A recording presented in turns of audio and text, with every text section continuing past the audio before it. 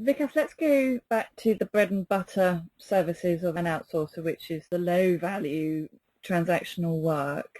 Now, as we all know, this is an area which is becoming more and more electronic and automated by captive operations acquiring their own services or software from third-party technology providers rather than looking to outsource the transactional work to an outsourcer. How are you competing with these enabling technologies, if at all? And to what degree are you actually seizing the opportunity to offer new technologies as part of your service delivery suite? So I guess the answer is a combination of all these. One, we've been hearing about it, but we haven't seen enough of it. We haven't seen a lot of happening of operations which are being cannibalized by technology. We haven't seen a lot of that happen. It does happen, but not as much. We also understand that it will continue to happen at a certain pace, and we would also want to participate in it. So as part of our F&A operations, we do offer certain technology solutions, certain spot solutions, certain partnerships we have with certain platform providers. And we are very, very keen to have a solution for our clients which can improve their effectiveness, even if it means our revenue loss, because our view is that that can be recovered in various other ways. So we haven't seen it happen as much, and where we are seeing that happen or where we see an opportunity, we are very happy to be proactive rather than reactive and offer such kind of solutions, and we are offering those solutions. I guess how we make up for the revenue loss which will come out of that. One, we are extremely relationship focused. Given that a lot of F&A work we do is in the domain, we do know that even if it means cannibalization of some of our F&A revenues, as long as we are providing these kind of services to the clients, there will be more and more opportunity for us to get more business from our clients, and that almost always turns out to be the case. And the second is that we have been moving away from the traditional FTE pricing to more outcome-based pricing. So over the last few years, we've moved to transaction-based pricing, and we are moving to outcome-based pricing. What that allows us to do is that we are variabilizing the cost for our customers who like it because they get away from any kind of fixed cost.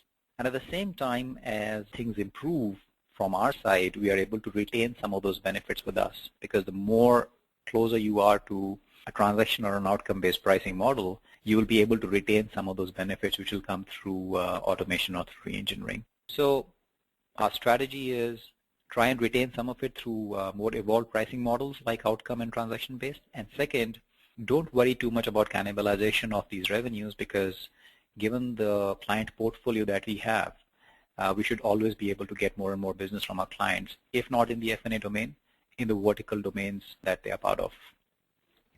If we just have a look at the number of clients that you have in F&A who have outsourced multiple processes, not just a single process like payroll, but multiple processes to you, how many F&A clients do you have? We have a high number. So I think our total number of F&A clients would be between 60 to 80. Between 60 to 80 clients. And it's a fair spread of some large domain clients where we have large F&A deals and some smaller ones which are just pure F&A clients, most of them which have come through the OPI acquisition. And the real test of customer satisfaction comes down to contract renewal. So as a percentage, how many clients do you end up not renewing contracts with? So let's again break this portfolio to two. The ones where we have strategic relationships, which are large clients with whom we do F&A and other work, contract renewal is a much more straightforward exercise, because that's always about how we can actually create more value for both organizations. So it becomes a strategic discussion rather than just pure commercial contractual terms.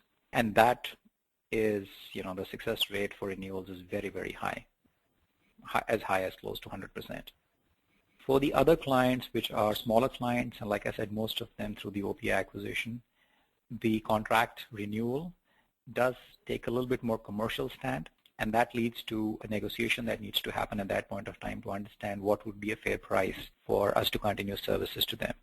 Again, our success rate there is very high. I can't come out with specific numbers, but we don't see an issue of very high client attrition coming through during contract renewals, even for those smaller F&A clients. My closing question to you, Vikas, is with the major acquisition in 2011 of OPI, it really was the bringing together of two very large organizations with what you could suggest were very different cultures. What does 2013 look like now for an organization like EXL, and how would you say the bringing together of those two cultures is now panning out for the organization? So EXL and OPI actually brought, I guess, two very complementary capabilities, complementary set of capabilities.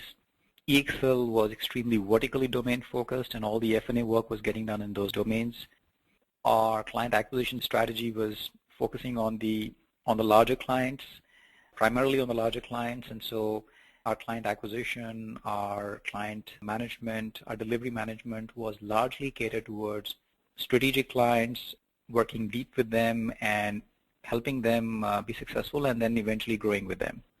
On the other hand, OPI brought in a capability which wasn't vertically focused. It was a pure play F&A, so it brought in deep domain skills of F&A.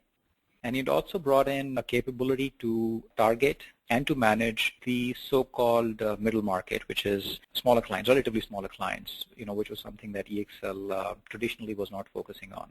What we have today is a very complete set of services specifically in F&A.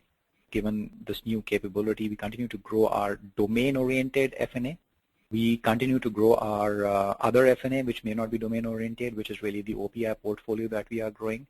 So I guess if you look at a combination of these two capability sets, we are a much more powerful F&A operation than what we were. What it has also brought in is an operations delivery capability in your locations. Before OPI, we were in India, we were in the National Capital Region, which is Noida and Gurgaon, and in Pune, while OPI was in Bangalore and Kochi. So now we have presence in North, West, and South, which gives us a very good, well-diversified and well-spread out delivery capability in India. At the same time, in Europe, we had operations in Romania and in the Czech Republic, and OPI had their F&A operation set up in Bulgaria, and so we've been able to add that. So even from a geographic perspective, it has been extremely complementary. We've been able to add new capabilities in new geographies and provide a much wider set of delivery locations through which we can actually cater to our F&A clients. So overall, we're extremely bullish about it. Our sweet spot, like I said, is doing F&A work in the domains that we specialize in, because we believe that the value we can create for our clients is really a multiple there, given our domain knowledge and our F&A capability, both in terms of the value we can create as well as the scope of services that our clients can look at potentially giving to us. We sort of then moves away from pure controllership functions and starts getting into even operational finance, which requires domain capability. So overall, I think we are extremely bullish about it, and we are hoping that we can continue to be successful in this. Vikas Bhalla, thank you very much indeed. Thanks a lot. It's been a pleasure.